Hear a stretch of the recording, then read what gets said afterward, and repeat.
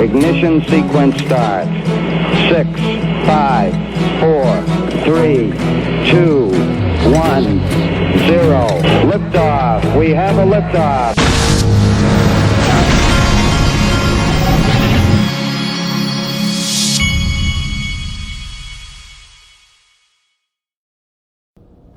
Hey everybody, this is the Digital Asset Investor, and I'm doing this video while I'm drinking my coffee, and my wife is actually in the room. You can say hello if you want. Hello. All right, so it's kind of weird when I record these and my wife or my kids are listening because I'm not used to people sitting in the room, so it's kind of different. But anyway, so if you hear any background noise, it's not the yard man now, it's the wife, okay? So I want to start with this link to today. This says tomorrow, but it's today. They're going to be lowering the minimum investment threshold from 10K to 5K for the two hottest unicorns, which is Ripple and Link2, of which both I own. So Top of the description of this video to that if you are. And after the hearing yesterday, you may seriously be wanting to look at some Ripple. Now check this out. There's a leaked email. Now I don't know if this is like a footnote in one of these motions or where this person got this, but it says a leaked email obtained by Ripple proves the SEC met with Ripple back in 2013. The SEC knew about XRP since 2013 and did not tell Ripple once it could be a security. Now, this is kind of a blurry notation here, but it basically, apparently Ripple met with the Treasury, I think is what it says here. I think it refers to a meeting, employees attend the meeting, and then it says, I don't know where I heard Treasury, maybe that's wrong. But anyway, no, here it is right here. I attended your presentation yesterday at the Treasury. Would you mind sending me a copy of the PowerPoint slides? So, the SEC was at the meeting where Ripple's presenting to the Treasury, is the way I read this, if that's what I'm seeing here. And so how do you come back and sue these guys 8 years later when you were literally attending the presentation? You didn't step in and say, whoa, that might be a security.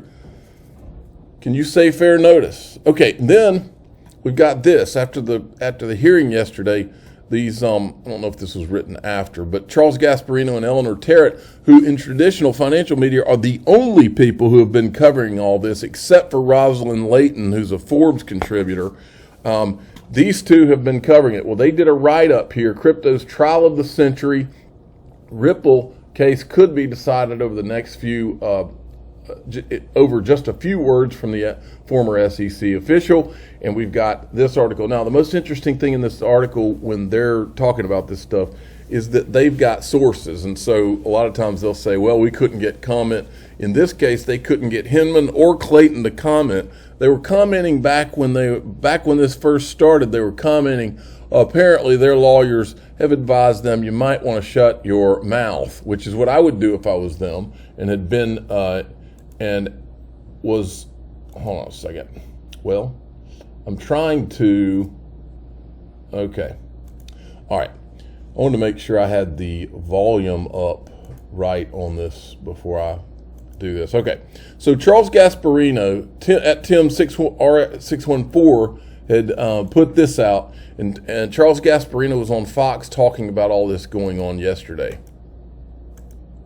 If I can get it to play. The price of cryptocurrency XRP is jumping 2.6% at this hour as a key conference in Manhattan in a courtroom just got underway involving the judge who's presiding over the landmark lawsuit between the Securities and Exchange Commission and crypto cross-borders payments platform Ripple. A decision today could help bring a resolution to the case possibly this year. Charlie Gasparino, what's the latest? We should point out that my producer Ellie Tarrant has a piece out explaining the whole case, what's at stake in very great detail on foxbusiness.com. So if you want to go get the, we're going to give you the Cliff Note version here, but that's the more detailed piece. I mean, listen, this is a huge, event in this case. The case is important because it's going to determine how much, authority you could say that the SEC has in regulating crypto. If they beat Ripple, if they're allowed to say that it's XRP cryptocurrency, which had sold back in, I think, 2018, several years ago, and over a period of time, sold at the financed the platform that crypto is actually a security that went unregistered because they didn't register with the SEC like Ether, like Bitcoin, then they possibly could go into a broader enforcement agenda. They could go theoretically after Ether, and Ethereum has... They don't need to go after Ether over whether it's a security. They need to go after it because of the disguised whales. It needs to be a criminal thing that they're looking into, not whether Ethereum is somehow a security or not. That's a fact that it was issued as a security, and they didn't go after it like they did the guys at Ripple. So that's not the real issue. That's what was originally the real issue. Now the issue is what kind of nefarious conduct went on. That's the real issue that nobody seems to want to talk about. Okay, I'm not going to play more of his audio there because there's a lot that I got to get to. The other thing I wanted to show is this Senator Gillibrand and Cynthia Loomis came out with their, quote, bipartisan bill. I wanted to play a couple of these videos, or at least part of it.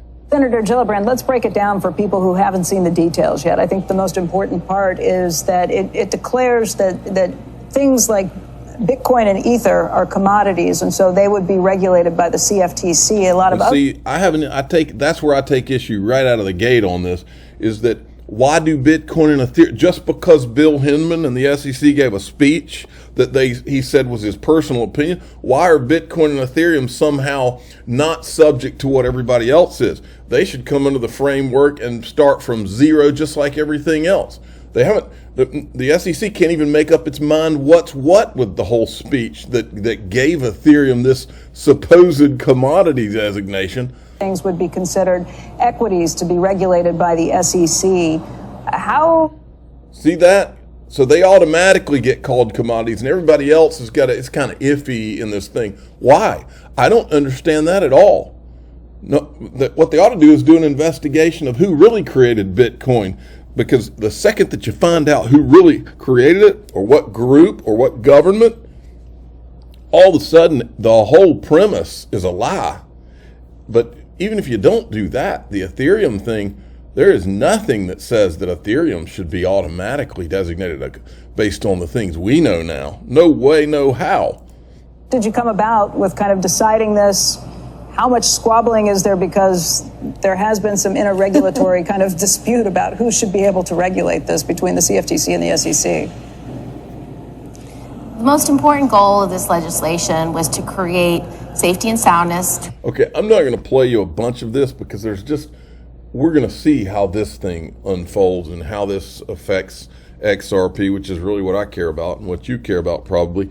But their legislation, I'm willing to proceed on this and give them the benefit of the doubt, just like everybody kind of is, and we'll see how this unfolds. Now, let's go to something more interesting. This is from John Deaton. The SEC just filed a motion to seal its opposition to the amicus brief of Patrick Doody. They are citing as a basis witness safety. I sure hope no XRP holder has contacted or threatened Mr. Doody in any way. Well, if you remember, the SEC accused John Deaton of being threatening a while back. So just like we're all accused of being conspiracy theorists and all of this, I feel like is just a tactic, because I don't know anybody that's threatened anybody. I certainly haven't and wouldn't condone it. But this kind of stuff right here to me is just look over here, so you're not looking at these Hinman emails everybody's talking about that they don't want to show and can't show you. Okay, I wanted to touch this PayPal. For those of you that have bought crypto in PayPal, to this day, the only thing you've been able to do is buy it. You couldn't send your crypto out of PayPal, but that's changing. They just announced that they're going to be supporting where you can transfer cryptocurrencies between PayPal and other wallets and exchanges.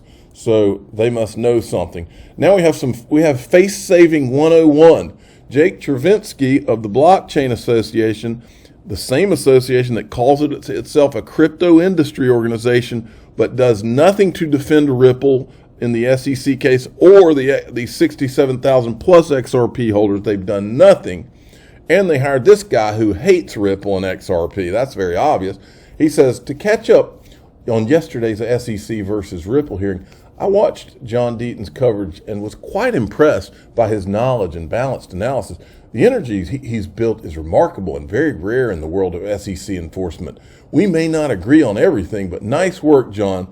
Well, this is the same guy that basically said John was stupid for even filing his thing against the SEC because of the SEC's immunity. That's what he said. But now all of a sudden he wants to save some face because he knows they haven't done anything to help Ripple.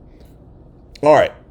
And more importantly, they're seeing that the SEC, because of the truth tellers, are actually probably losing their first case in history. Andrezel's got a couple of interesting tweets. Conspiracy theory. Ripple knew about the Loomis bill being good for crypto and XRP and getting SEC wrecked, thus decided to lease that new building in San Francisco. I like that conspiracy theory. I also like this tweet. Ripple is crushing the SEC. Jet is soon out of XRP. Crypto regulations are coming. ODL is ramping up. Ripple is hiring like no tomorrow. Multiple CBDCs. Liquidity hub expanding. HODL your diamonds XRP. And finally, there's a video going around today. This is Cindy Young from Ripple. Listen to what she says. 18 months have been the strongest periods for us ever. We've doubled our payments network. She's at Money 2020, by the way. We have hundreds of customers with a payment flow run rate of over $15 billion today. So we continue to see strong demand because, again, we are solving real-world problems, real pain points with these technologies. What's jumped out in recent years, the amount of fintech companies all seemingly doing something similar, whether it's in the crypto space or if it's in the buy now, pay later space. There's a lot of mimicking of business models. Do you think some of the competition is going to fall away because of this difficult backdrop we're talking about? Yeah, I think, in times like there's always this still early stages, right? The crypto and blockchain technologies have been in just over 10 years. There's a lot of innovation happening. We see a massive, talents moving from traditional finance into this space, a lot of funding, which does mean it's a great environment to be innovating. Does that mean everybody's going to survive? Of course not, right? That is part of the innovation. Some will, some not. And it's very hard to know, who are the winners and losers. But I think if you focus on, again, solving the real world problems, solving pain points, that's a winning recipe. I'm the digital asset investor. I'm not an investment advisor. This is for entertainment purposes only. Please subscribe, hit the like button, and tell your friends and family that Ripple's solving real world problems, and they have been since I started talking about this in 2013.